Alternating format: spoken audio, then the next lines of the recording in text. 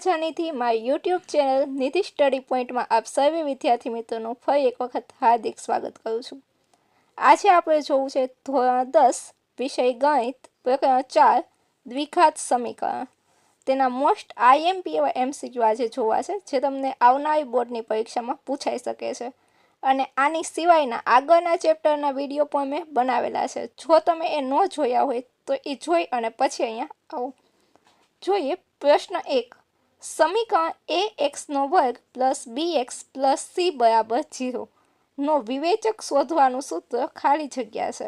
હવે આપણને શું આપ્યું છે ax² + bx + c = 0 છે। a is not equal to 0 છે એનો વિવેચક શોધવાનો છે એટલે કે ડેલ્ટા શોધવાનો છે। તો ડેલ્ટા શોધવાનું સૂત્ર આપણને બધાને આવડતું જ હોય છે। ડેલ્ટા એટલે શું તો કે ડેલ્ટા શોધવાનું સૂત્ર છે d = b² - 4ac। આ સૂત્ર તમારે ખાસ યાદ રાખવાનું છે કારણ કે આ સૂત્ર છે વારે ઘડીએ સૂત્ર સ્વરૂપે પૂછાય અથવા તો દાખલા સ્વરૂપે પણ આપણને પૂછાય છે। તો આપણને આ સૂત્ર ક્યાં આપેલું છે તો કે ઓપ્શન બી માં આપણને સૂત્ર આપેલું છે d = b² - 4ac જે આપણું શું છે ડેલ્ટા શોધવાનું સૂત્ર છે। જોઈએ સમજૂતી આપણને આપેલી છે। સાચો જવાબ છે b² - 4ac। સમજૂતી શું છે તો કે સમજૂતી છે કે આ દ્વિઘાત સમીકરણના વિવેચક શોધવા માટેનું સીધું અને પ્રમાણિત સૂત્ર છે।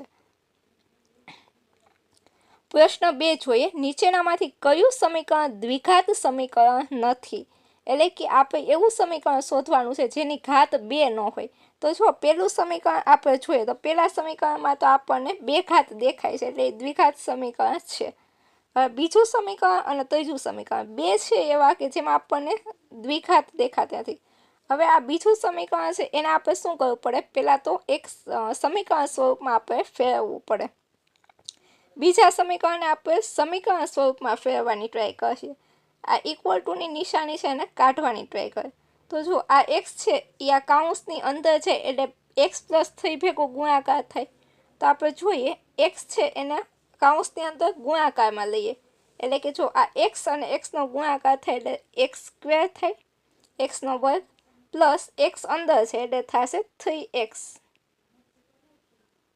= આ સાઈડ જોઈએ તો કે ત્યાં તો આપણને x² + 5 આપેલા જ છે અને બરાબરની બંને બાજુ x² છે એટલે એ બંનેને આપણે કેન્સલ કરીએ તો થશે શું તો કે અહીંયા 3x અને અહીંયા પ્લસ છે 5 એને આપણે બરાબરની ઓલી સાઈડ લઈ છે એટલે શું થાય તો કે 3x - 5 = 0। તો જો 3x - 5 = 0 આમાં ક્યાંય તમને 2 ઘાત દેખાય છે તો કે નહીં। આમાં આપણને ક્યાંય પણ 2 ઘાત દેખાતી નથી। તો આ તો સુરેખ સમીકરણ થઈ ગયું। તેથી આપેલું જે સમીકરણ બી છે એ કેવું છે તો કે દ્વિઘાત સમીકરણ નથી। આપણો સાચો જવાબ આવશે ઓપ્શન બી જે શું છે દ્વિઘાત સમીકરણ નથી। અને આપણને જવાબ બીજા બી જ મળે છે તો પછી આપણે આગળના કોઈ પણ સમીકરણને સોલ્વ કરવાની જરૂર હોતી નથી। જોઈએ જવાબ આપણો બી છે x + 3 = x² + 5। આપણે જે સમજાવ્યું તે જ આપણે લખાણ સ્વરૂપે આપેલું છે। આપેલા સમીકરણનું સાદું રૂપ આપીએ એટલે શું થાય તો કે આ x છે એ આ અંદરના x ભેગો ગુણાય અંદરના આખા બધી સંખ્યા ભેગો ગુણાય x ભેગો ગુણાય એટલે x² અને 3 ભેગો ગુણાય એટલે કે 3x x² + 3x અને આ x² + 5 અહીંયા આમનું રાખેલું છે। બંને બાજુએથી શું થાય x² અને x² છે એ કેન્સલ થઈ જાય તેથી વધે શું તો કે 3x અને આ +5 છે બરાબરની ઓલી બાજુ છે એટલે -5 3x - 5 = 0 વધે। આ નવા સમીકરણમાં ચલ x ની મહત્તમ ઘાત કેટલી છે 1 છે એટલે કે અહીંયા જ્યારે આપણને કોઈ પણ ઘાત ન આપે ત્યાં આપણે શું સમજવાની હોય 1 ઘાત સમજવાની હોય। તેથી આ કેવું છે સુરેખ સમીકરણ છે દ્વિઘાત સમીકરણ નથી। ત્યારબાદ જોઈએ પ્રશ્ન 3 જો દ્વિઘાત સમીકરણ x² - 4x + a = 0 ના બંને બીજ સમાન હોય તો a ની કિંમત શોધો। પહેલા તો આપણને શું કીધું છે બંને બીજ સમાન હોય જ્યારે બંને બીજ સમાન હોય એવો શબ્દનો ઉલ્લેખ હોય ત્યાં આપણે ધારી લેવાનું અથવા તો આપણને ખબર હોય જ્યારે બંને બીજ સમાન હોય ત્યારે ડેલ્ટાની વેલ્યુ કેવી હોય છે 0 હોય છે। તે આપણે ડેલ્ટાની વેલ્યુ છે 0 લઈએ છીએ। તો ડેલ્ટાની વેલ્યુ 0 લઈ લઈ એટલે શું થશે તો કે ડી બરાબર 0 અને પછી આપણે મેળવીએ ડીનું આપણને સૂત્ર ખબર છે b² - 4ac। હવે આમાં બધાને આપણે કિંમત મૂકીએ b એટલે કે -4² -4 a એટલે કે અહીંયા કાંઈ પણ સહગુણક નથી તો આપણે 1 લઈ લેવાનું અને c એટલે આપણો જે a છે એ ને આપણે આમને મૂકશું। બધાનું સાદુરૂપ આપીએ તો શું થાય 4² એટલે કે 16 -4a અહીંયા 1 અને a છે એટલે 4a થઈ જાય અને ડેલ્ટાની વેલ્યુ કેવી છે 0 છે। હવે આપણે આગળ જોઈએ જો અહીંયા સમજૂતી આપેલી જ છે જ્યારે બંને બીજ સમાન હોય ત્યારે વિવેચક ડી બરાબર 0 થાય એટલે કે a બરાબર 1 b બરાબર -4 અને c બરાબર a લઈએ। હવે જો અહીંયા આપણે આગળ સાદું થોડુંક આપીએ તો કે અહીંયા 16 થાય -4a અને ડેલ્ટાની વેલ્યુ તો 0 અહીંયા છે જ તે। હવે આ 4a છે એને ઓલી બાજુ લઈ જાય એટલે શું થશે તો કે આ -4a છે એ બીજી બાજુ છે એટલે શું થાય +4a થઈ જાય અને અહીંયા 16 છે એને સૂત્રનો કરતા બનાવીએ એટલે કે 16/4 16/4 એટલે કે શું આવે 4। તો આપણો સાચો જવાબ શું છે ઓપ્શન સી 4। આપણો સાચો જવાબ છે ઓપ્શન સી 4। ત્યારબાદ જોઈએ પ્રશ્ન 4 દ્વિઘાત સમીકરણ 2x² -√5x + 1 ના બીજનું સ્વરૂપ કેવું મળશે। દ્વિઘાત સમીકરણ આપણી પાસે છે 2x² -√5x + 1 ના 1 બરાબર 0 ના બીજનું સ્વરૂપ આપણને કેવું મળે। તો જો હું તમને પહેલાં જ આન્સર કહી દઉં છું અહીંયા આપણને કોઈ પણ વાસ્તવિક બીજ ન મળે। આપણો ઓપ્શન નંબર સી છે એ આપણો સાચો જવાબ છે વાસ્તવિક બીજ ન મળે।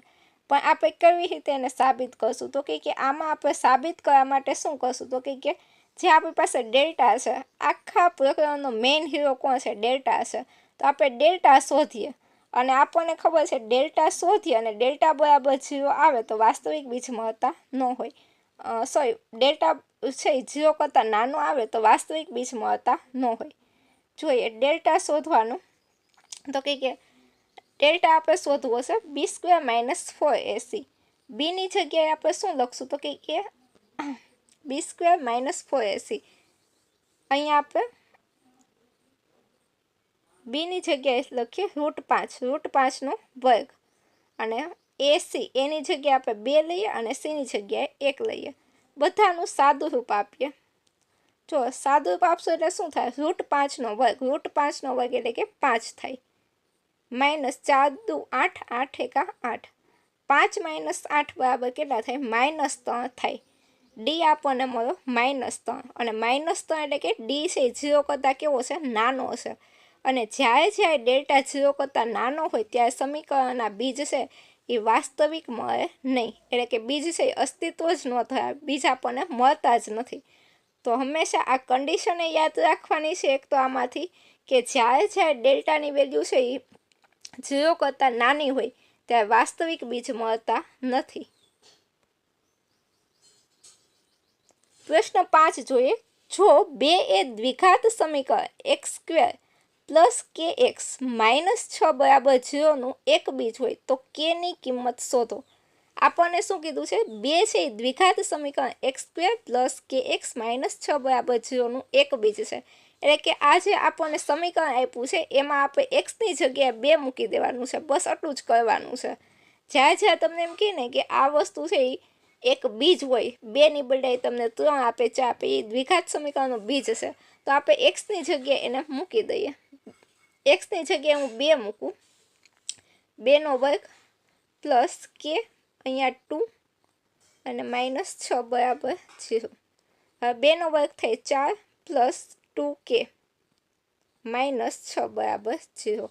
હવે જો અહીંયા -6 અહીંયા +4 6માંથી 4 છે કેટલા વધશે 2 વધશે તો આપણે લખીએ અહીંયા 2k અને અહીંયા નિશાની મોટા પદની જો એક 4 છે 6 છે બંનેની થાય બાદબાકી કારણ કે બેની નિશાની કેવી છે અલગ અલગ છે બેની નિશાની જ્યારે જુદી જુદી હોય ત્યારે થાય બાદબાકી પણ નિશાની કોની લાગે? મોટા પદની લાગે. તો અહીંયા મોટું પદ આપણું 6 છે એટલે આપણે નિશાની શેની લગાડશું? 6ની. તો અહીંયા માઇનસની નિશાની છે એટલે આપણે શું લગાડશું? માઇનસ. 2k -2 બરાબર 0. હવે આ -2 છે 0ની બીજી બાજુ છે એટલે શું થાય? પ્લસ થઈ જાય. 2k બરાબર +2 થઈ જાય કારણ કે બરાબરની બીજી બાજુ થાય એટલે માઇનસના પ્લસ થાય. k બરાબર 2/2 એટલે શું આવે? 1 આવે. જો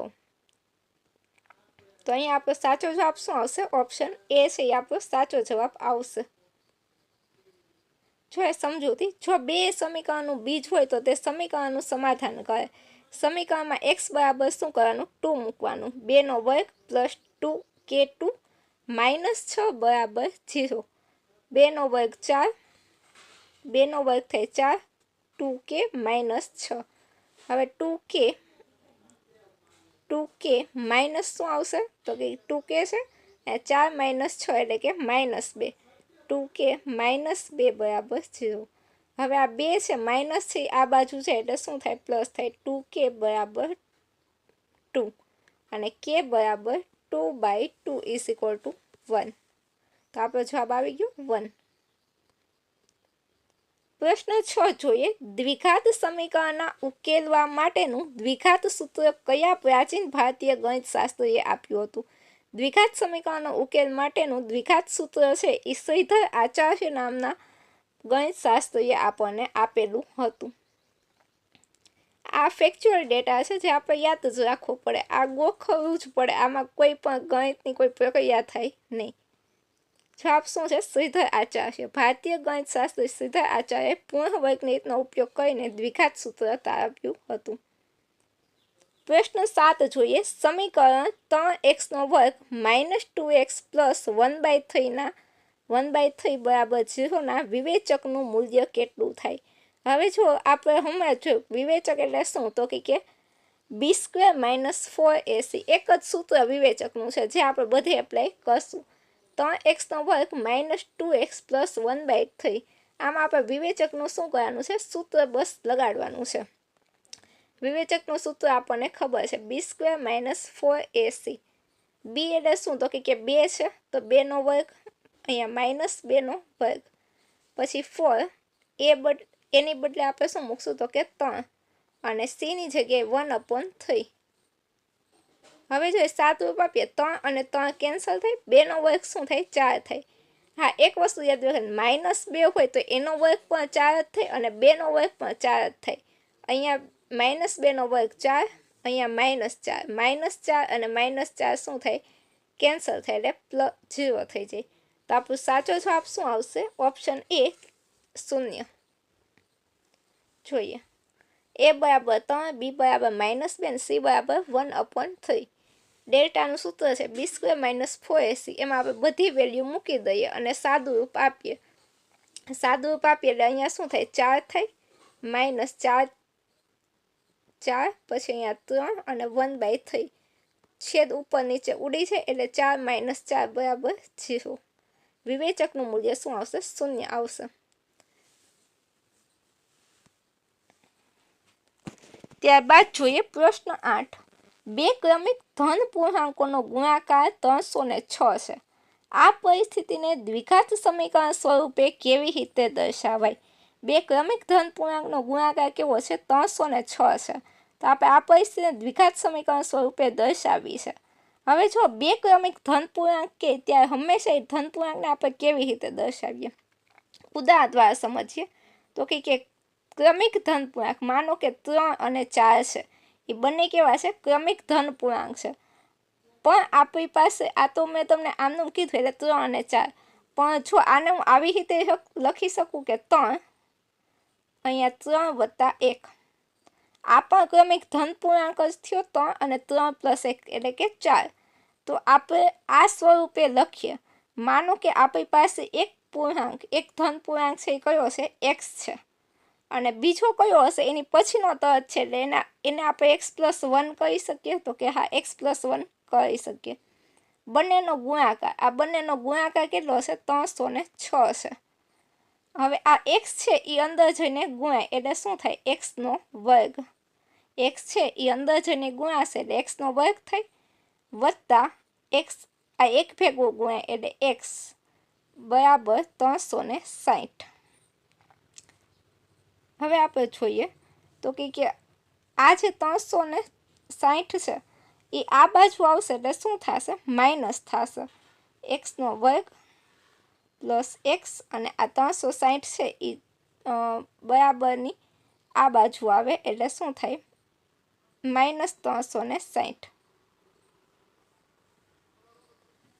જોઈએ સમજૂતી આપણને આપેલી છે ધારો કે પ્રથમ ધન પૂર્ણાંક x છે ક્રમિક ધન પૂર્ણાંક હોવાથી બીજો ધન પૂર્ણાંક કયો હોય x + 1 હોય જેમ કે આપણે 3 અને 4નું ઉદાહરણ લઈને સમજ્યા તે મુજબ શરત મુજબ તેમનો ગુણાકાર કયો છે 306 છે જો પેલા આપણે x + 1 બંનેનો ગુણાકાર 306 આ x છે અંદર ગુણાય એટલે x નો વર્ગ બને અને x છે એક ભેગો ગુણાય એટલે શું થાય x થઈ જાય બરાબર 306 હવે શું કર્યું તો કે આ જે વસ્તુ છે આને હું 0 સ્વરૂપે મારે પાછળ 0 રાખવો હોય તો આ 306 ને હું આ બાજુ લઈ જાઉં તો શું થાય -306 અને બરાબર શું થાય 0 આવી રીતે પણ આપણે લખી શકીએ અથવા તો આ સ્વરૂપ પણ એનું કેવું છે એકદમ સાચું જ છે આવી રીતે લખો તો પણ સાચું પડે પ્રશ્ન 9 જોઈએ જો દ્વિઘાત સમીકરણ px નો વર્ગ દ્વિઘાત સમીકરણ કયું છે px નો વર્ગ -2√5px + 15 = 0 ના બંને બીજ સમાન હોય બંને બીજ કેવા છે સમાન છે તો p નું મૂલ્ય શોધો બીજ સમાન એટલે કે ડેલ્ટા બરાબર શું લેવું પડે 0 લેવું પડે તો p નું મૂલ્ય આપણે શોધવું છે જોઈએ સમાન બીજ માટે આપણે ડેલ્ટા શું લેતા હતા 0 લેતા હતા ડેલ્ટા એક બાજુ આપણે 0 લઈ લઈએ અને b² - 4ac ની કિંમત શોધીએ b² એટલે કે √2 -2√5p નો વર્ગ -4p એની જગ્યાએ આપણે શું મૂક્યું અહીંયા એની જગ્યાએ આપણને કાંઈ નથી આપ્યું એટલે આપણે અહીંયા p આમનામ રાખ્યો અને c ની જગ્યાએ 15 મૂકીએ બધાનું સાદું રૂપ આપીએ છો શું થશે તો કે આ બધાનો -2√5 નો વર્ગ 2 નો વર્ગ થાય 4 √5 નો વર્ગ થાય 5 એટલે કે 4 × 5 = 20 p². અહીંયા આપણે લખીએ 20p². આનું સાદું રૂપ આપીએ 15 × 4 = -60p 20p નો વર્ગ -60p હવે બંનેમાંથી કંઈ કોમન નીકળે છે તો કે હા કોમન નીકળે છે શું તો કે 20p છે એ કોમન નીકળે છે 20p ને આપણે શું કરે સામાન્ય કાઢીએ એટલે અહીંયા શું વધશે તો કે p અને અહીંયા શું વધશે તો કે 20 * 60 એટલે કે -3 એટલે કે આપણી પાસે શું આવ્યું p - 3 = 0 શક્ય નથી માટે p બરાબર શું થાય 3 થાય અને પછી આપણે p છે એને આ બાજુ લઈ જાય તો શું થઈ જશે 3 થશે પ્રશ્ન 10 સમીકરણ x - 1/x = 3 ને પ્રમાણિત દ્વિઘાત સ્વરૂપમાં દર્શાવો x - 1/x = 3 જ્યાં x ≠ 0 ને આપણે પ્રમાણિત દ્વિઘાત સ્વરૂપમાં દર્શાવવું છે જ્યારે આપણને પ્રમાણિત દ્વિઘાત સ્વરૂપમાં કહે ત્યાં આપણે શું કરવાનું હોય લસા લેવાનો હોય આ જે પદ છે એનો આપણે લસા લઈએ તો શું થાય તો કે આ x - 1 2/x આવી જાય બરાબર 3 બસ હવે આપણે કશું જ કરવાનું છે નહીં સાદું રૂપ આપીએ જે આવે એ આપણો જવાબ જો સમજૂતીમાં આપણે શું કર્યું તો કે સમીકરણમાં લસા લઈએ એટલે શું થશે અહીંયા તો કે આ x છે એ સામે ગુણાય છે એટલે x² - 1/x = 3 હવે x ને સામેની બાજુ ગુણાકારમાં લઈ આ x છે એ અહીંયા 3 ભેગો ગુણાકારમાં છે તો કે હા એટલે x² - 1 = 3x અને અંતે 3x ને શું કરવાનું છે ડાબી બાજુ લઈ જાય આ 3x છે એને આપણે બરાબરની બીજી બાજુ એટલે કે ડાબી બાજુ લઈ જાય તો આપણે 0 મૂકી શકીએ બસ જે આપણું શું છે જવાબ છે તો આપણે ઓપ્શન C છે એ આપણો સાચો જવાબ બનશે ઓપ્શન C છે એ આપણો કેવો બનશે સાચો જવાબ બનશે એક દાખલો હું તમને હોમવર્કમાં આપવા માગું છું કે જે તમારે મને કહીને કમેન્ટમાં લખવાનો છે કે તેનો જવાબ શું આવશે. અહીંયા જે પ્રશ્ન 8માં આપણે જોયું તો બે ક્રમિક ધન પૂર્ણાંકોનો ગુણાકાર 306 છે. ત્યાં હું બસ એટલો ફક્ત ફેરફાર કરું છું કે બે ક્રમિક ધન પૂર્ણાંકોનો ગુણાકાર કેટલો, તો કે 350 છે. તો આ પરિસ્થિતિને દ્વિઘાત સમીકરણ સ્વરૂપે કેવી રીતે દર્શાવાય તે તમારે મને કમેન્ટમાં લખવાનું છે. અને આજનો વિડીયો તમને કેવો લાગ્યો તે પણ કમેન્ટમાં જરૂરથી જણાવજો. જો તમે આગળના ચેપ્ટરના વિડીયો ન જોયા હોય તો એક વખત જઈ અને જોઈ શકો છો. તેમજ જો તમને વિડીયોનું કન્ટેન્ટ ગમતું હોય તો તમે ચેનલને લાઈક કરો, તમારા અન્ય મિત્રો સુધી શેર કરો અને જો ચેનલ પર નવા હોય તો ચેનલને સબસ્ક્રાઈબ કરવાનું ભૂલતા નહીં. ફરી મળીશું આવતા ચેપ્ટર સાથે. ત્યાં સુધી થેન્ક યુ સો મચ.